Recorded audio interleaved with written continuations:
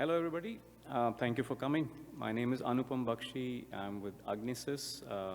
We're interested in creating environments for chip developers that take them to market as soon as possible. So what I'm here today is talk about a system-level verification and validation environment that we set up using SweRV. So if you look at the environment for verification, you have an IP level environment, which is like focused on the functionality of the IP. And the importance is the thoroughness of the tests. And you measure the thoroughness using coverage metrics. But then you have the system level environment. You need to set up a system level environment where you're connecting all the IPs. And you have a co-simulation, like you're combining the hardware and the software at the same time. And you're running them together. And it basically tests out the entire tool chain. That's the environment that we set up using SweRV. So the system level, it just tests the whole system. It's really a must-have for your SoC project because you want to test out everything before you go to tape out. All the connections, all the ISR routines, and pretty much the entire functionality. In addition, ability to write and debug device drivers. So this is the environment we came up with. I mean, usually we're focused on the IP level, but since we had the SweRV open source RTL available, we hooked it up with our IP. It was using the AXI bus, and we set this interface, this environment, which has the C and the UVM environment combined. So you could write C programs and run it in the UVM environment. As you know, UVM is used for IP level, and really, this is like a combination of the C and the UVM environments. So there are really three major components. One is the UVM environment. The other is converting the C programs to the binary, and then the synchronization between the C and the UVM tests. So here are more details about, so you have to get the RISC-V GCC toolchain to get this working. Of course, you get that SweRV from WDC's site, and you set things up. We ran with Cadence and Mentor, but you could use other simulators, the open source simulators as well. So this is like a sample, probably hard to see, but this is the C side where you're writing the test in C, and then this is the UVM side where you're synchronizing with the, you're waiting for the C to operate, and then all the data, all the error reporting is happening from the UVM side. So next, I'll go a little bit deeper into it. So the UVM, well, the ability to create directed and random tests, I mean, it gives you all the flexibility you need for really creating the environment that the chip will find itself in. So it has all the flexibility. You can use assertions, functional coverage, and randomization and so on to really create the, thoroughly test out the system. And you can use the UVM agents that were written for at IP level, run it at the system level as well, because it's the same interface that they have. So one of the important things is the C program. How do you convert that into binary?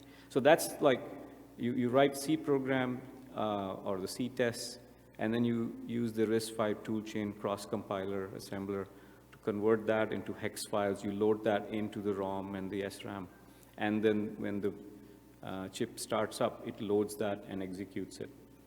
Of course, it's controlled by the UVM side through a synchronization block, which we'll talk in a few slides.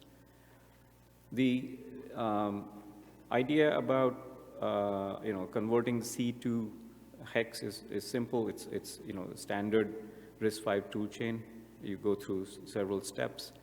And I'm not going to go into detail, but these are the commands to just take that C program and do the compilation.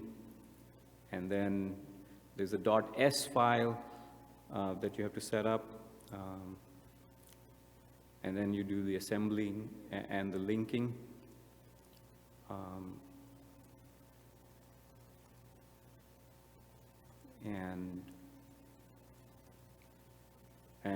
And then you can load this into your simulation environment. So this goes into more details about how the interrupts can be set up. So one important part is the synchronization between the C and the UVM side. So for that, various mechanisms exist. What we did was create a synchronization block, which was in the memory space of the CPU, and there both the C side and the UVM side could write to or read from. So that was used for synchronization.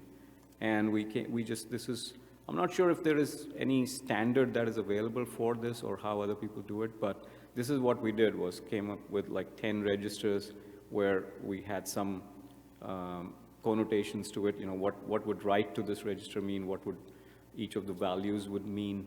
And then there were standard locations for passing data between the two sides. Say you're reading some data on one side, you want to pass to the other side.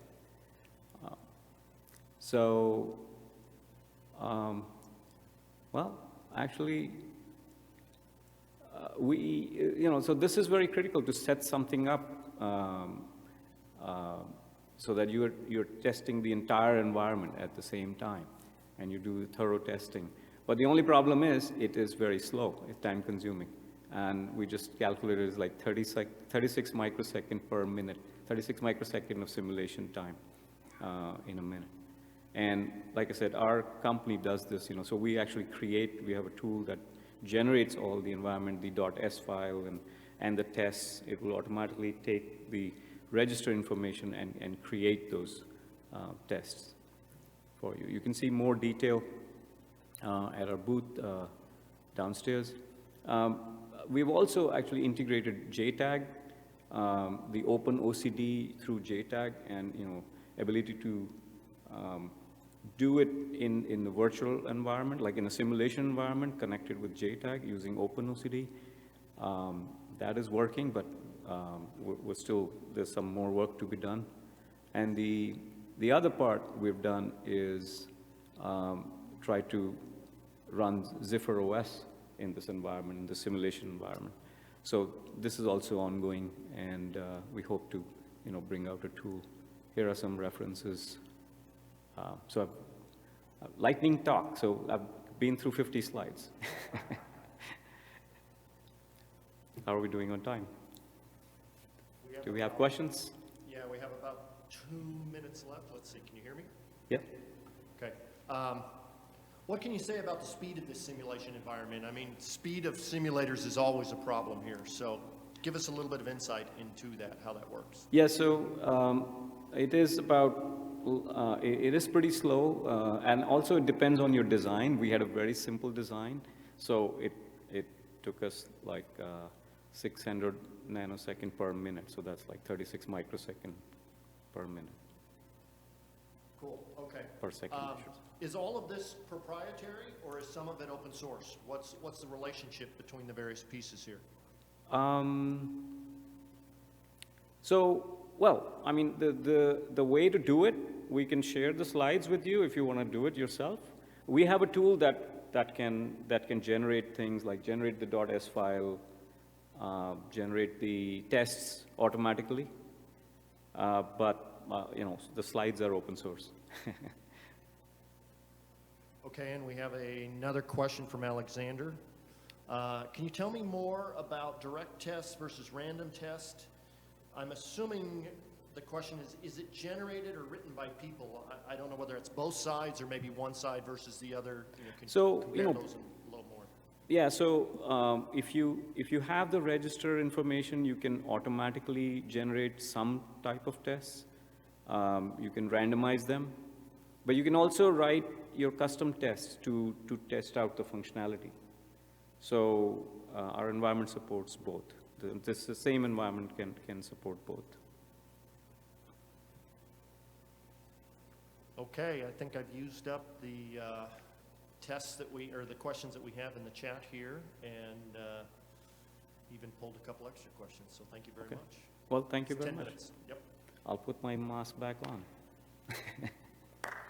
Thank you.